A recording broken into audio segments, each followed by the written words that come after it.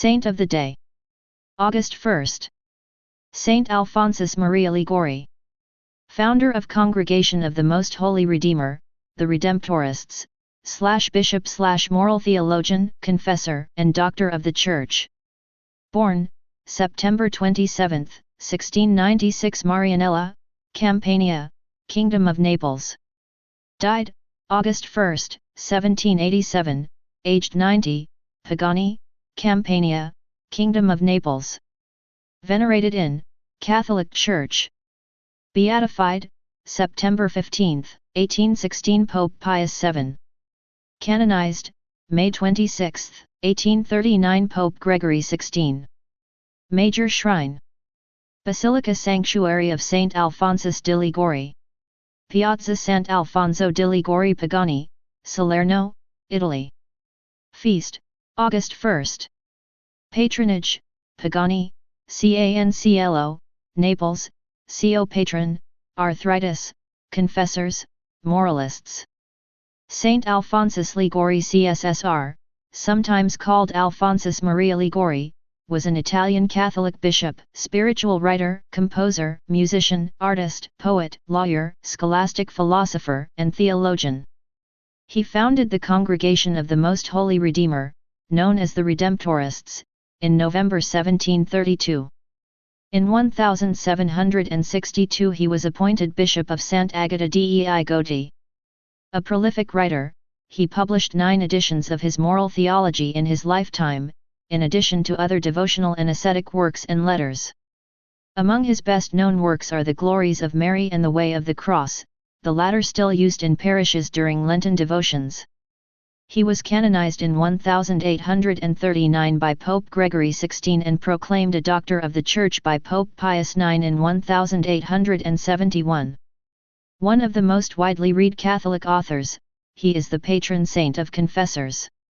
Alphonsus was born in Naples in southern Italy in 1696. Of a noble family, his father was a captain of a Neapolitan royal galley. Alphonsus was a brilliant student and made great progress in all types of learning. He could paint beautifully and was a master of the harpsichord at age 13. His first work was a book of poetry. At age 16 he received his doctorate in law from the University of Bologna. At the ceremony, he was so small that he was buried in his doctor's gown, and all the spectators laughed. He then embarked on the practice of law, and at age 19 he practiced his first case in the courts. He was extraordinarily able and successful, and by age 26 was one of the leaders of the Neapolitan bar. Given his fame, Alphonsus was chosen by the Grand Duke of Gravina in 1723 to represent him in a lawsuit against the Grand Duke of Tuscany in a case where a property valued at 2 million marks was at stake. On the court day, Alphonsus made a brilliant opening speech and sat down confident of victory. But the opposing counsel immediately responded in chilling tones, "Your arguments are wasted breath. You have overlooked a document that destroys your whole case." He was presented with a document that he had reviewed many times and interpreted according to the laws of Naples. However, the opposing counsel correctly argued that the case had to be judged according to the laws of Lombardy, where Tuscany was located. This reversed the process and crushed the young lawyer. He left the court saying, "World, I know you now. Courts, you shall see me no more." His pride deeply wounded by the strong blow to his career, he shut himself away for 3 days and refused food. Then he began to see that this humiliation was sent by God to detach him from his career and achievements, which had led him to neglect the prayer and practices of piety that had been an integral part of his life. In this situation, Alphonsus felt a divine appeal. He abandoned his career as a lawyer and dedicated himself to pious exercises and charitable works. On August 28, 1723, as he left a hospital, he found himself surrounded by a mysterious light. He felt the earth shake under his feet, and an interior voice said, "Why do you wait to leave the world and give yourself to me?" This occurred twice. Alphonse left the hospital and went to the Church of the Redemption of Captives. He laid his sword at the feet of a statue of Our Lady of Mercy and made a solemn resolution to enter the ecclesiastical state. He prevailed over the strong opposition of his father, renounced his right of primogeniture, and started to study theology from his home. He was ordained on December 21, 1726, at age 30, and for 6 years he developed an intense apostolate, giving missions and preaching to the people, especially the poor classes in rural areas. Later, following the counsel of a bishop, he founded the Congregation of the Most Holy Redeemer, or the Redemptorist order. For the next 25 years, he traveled through all the provinces of the Kingdom of Naples on continuous missions, achieving great success. In the second part of his life, when fatigue and infirmities prevented him from continuing the missionary work, he concentrated his efforts on writing, through which he would continue his pastoral activity. He based his writings on his actual experience in confessing thousands of souls and intended that they offer his congregation practical orientation for the sacrament of penance. This was the beginning of his work on moral theology. In 1747, King Charles of Naples wished to make Alphonsus Archbishop of Palermo, but he refused it. In 1762, he was constrained by formal obedience to the Pope to accept the bishopric of Saint Agatha of the Goths, a small Neapolitan diocese close to Naples. He reformed the lax diocese, more than once facing assassination attempts. Finally, his poor health made it impossible for him to continue. A terrible attack of gout left him paralyzed to the end of his days, with the result that his head was bent so acutely that the pressure of his chin produced a wound in the chest. He was only able to say Mass supported by a chair. Despite these infirmities, the Holy See did not allow him to leave his flock until 1775 at the age of 79. He retired to the monastery of his order to prepare for death, but he would have to wait 11 more years. Blind and deaf, but still lucid, he lived his last years in a wheelchair. He was dangerously ill so often that he received the last rites 9 times. He was tormented both physically and morally because he was assaulted for some years by concerns and anguish over the future of his order, as well as by strong temptations against purity. He died peacefully in the mother house of the Redemptorists near Naples in August 1787, the 90th year of his life. Comments. This long and interesting selection offers many points for commentary. First, it is curious to notice how the progressivists abhor Saint Alphonsus Liguori because he is very precise in his demands and morals. Since progressivism wants a permissive spirit for moral wrongdoings, they do whatever they can to boycott Saint Alphonsus. This is one reason for us to give him special veneration. Second, it is also interesting to note the apparent contrast between the careers of him and his father. His father was a captain of a royal galley, a man accustomed to command both the soldiers and the prisoners condemned to row, linked by chains to the floor of the ship. Those men criminals whose sentences were commuted to rowing in the galleys were often looking for an opportunity to deliver the crew of the ship to an enemy and escape. So, such a position of command demanded an iron fist. This was the father of Saint Alphonsus. Apparently, the son was much different. Playing the harpsichord, painting pictures, and writing poetry could make him appear more fragile and delicate, but actually what he had to bear later in life would be much more than what his father had shouldered. Third, the legal case that caused that profound disappointment in the young Alphonsus and worked his conversion was a dispute caught up in 2 different feudal law codes. The feudal laws were very different from place to place. Such problems can still be found today in disputes that involve different nations, in which the process is governed by the laws of the country where the disputed property lies. Most probably the case of Alphonsus involved a land disputed both by Naples and Tuscany, with both parties claiming the right to it.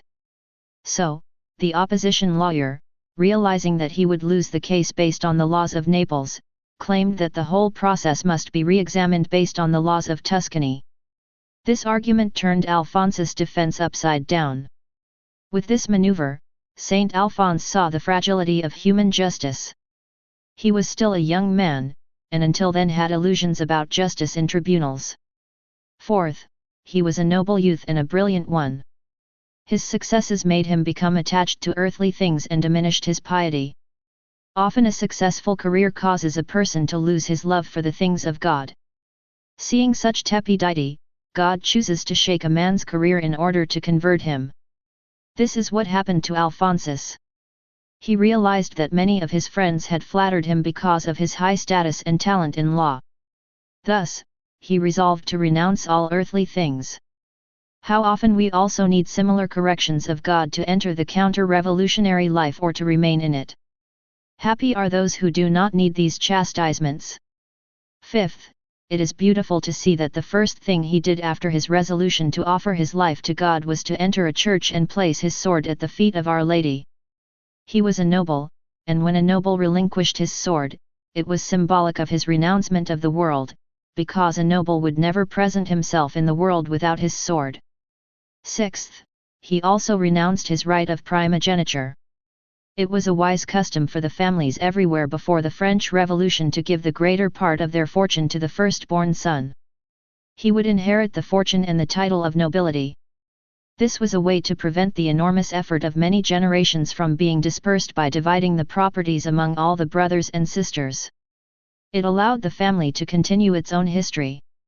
The firstborn received this mission, but also the responsibility to help his brothers and sisters, as well as their children, to progress.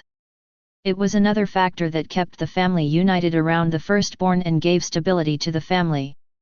Needless to say, as soon as it could, the revolution strove to abolish the right of primogeniture. Seventh, it was not by chance that Saint Alphonse chose to spend more than 25 years of his life preaching to the humble people. During his time, the clergy was experiencing enormous relaxation in zeal and customs.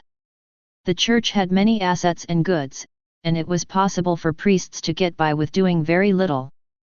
Therefore, a large number of them went to the cities to mix in society. The people of those rural mountain areas were almost abandoned by the clergy.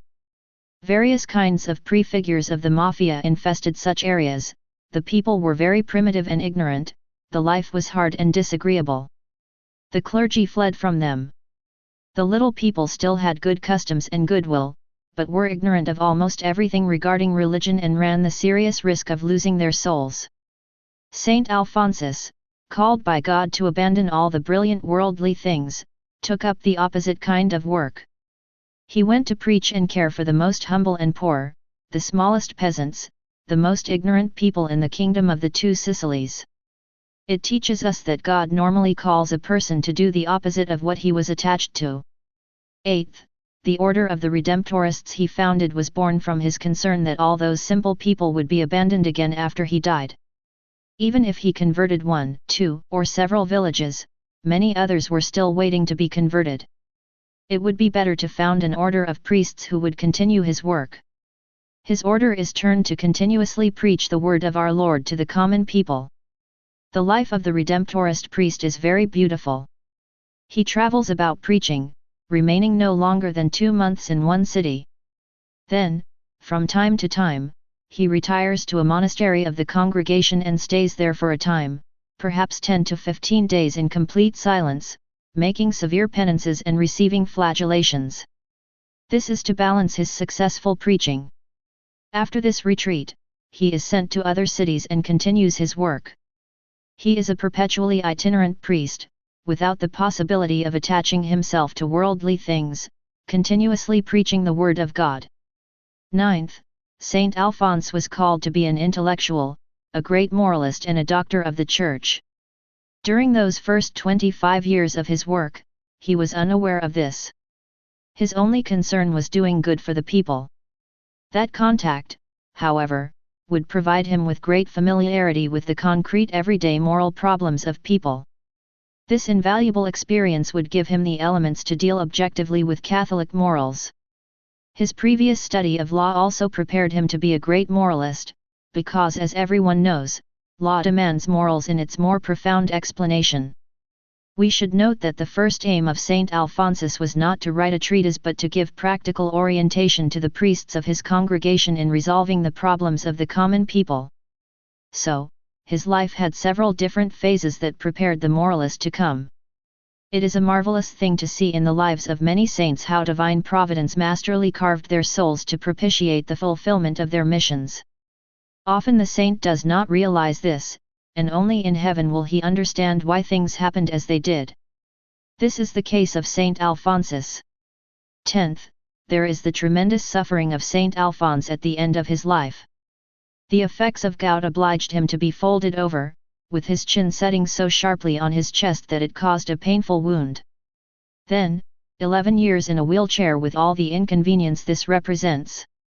He was a great saint, a bishop, a doctor of the Church, a great moralist, a founder of a religious order. With life so replete, he was nonetheless still tormented by all kinds of spiritual temptations at the end of his life.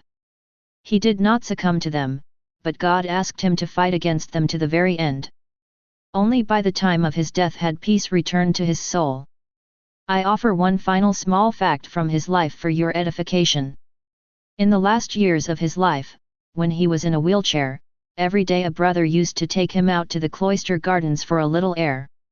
One day, he asked the brother, "Have we already finished the 3 turcos of the Rosary?"